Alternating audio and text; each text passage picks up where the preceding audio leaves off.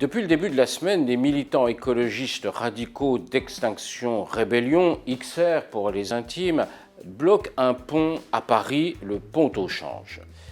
En matière de maintien de l'ordre, le pont, les ponts et toutes les rives de fleuves, de rivières, de la mer posent un vrai problème aux forces de sécurité, aux policiers et aux gendarmes. Pourquoi? Un petit schéma, vous allez comprendre.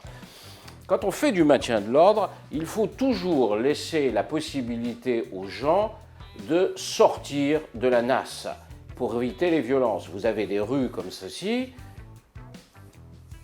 les manifestants sont là, les forces de police sont là, elles peuvent être également ici, mais il faut laisser la possibilité aux manifestants de partir sur les côtés, parce que dans cette situation, vous évitez les affrontements les plus violents, sauf si évidemment les manifestants le recherchent. Le pont, pour un policier, il présente une situation très compliquée, parce que vous n'avez l'issue.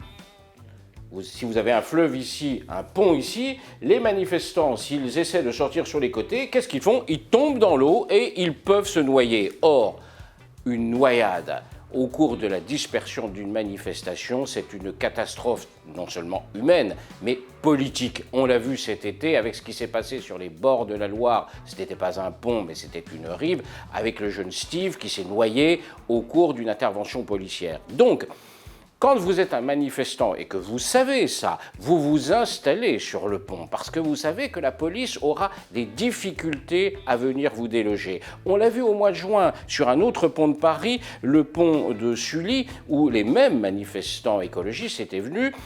La police a essayé de les déloger avec des grenades, avec du lacrymogène. Ça a fait un scandale national. Et donc, cette fois-ci, les policiers hésitent beaucoup à revenir. Les manifestants le savent, y compris par exemple les Black Blocs.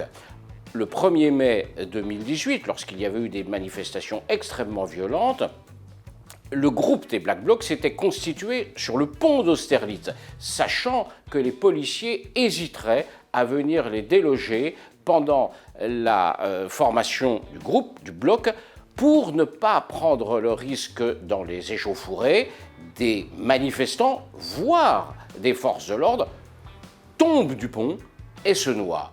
Si vous êtes un manifestant radical, que faites-vous?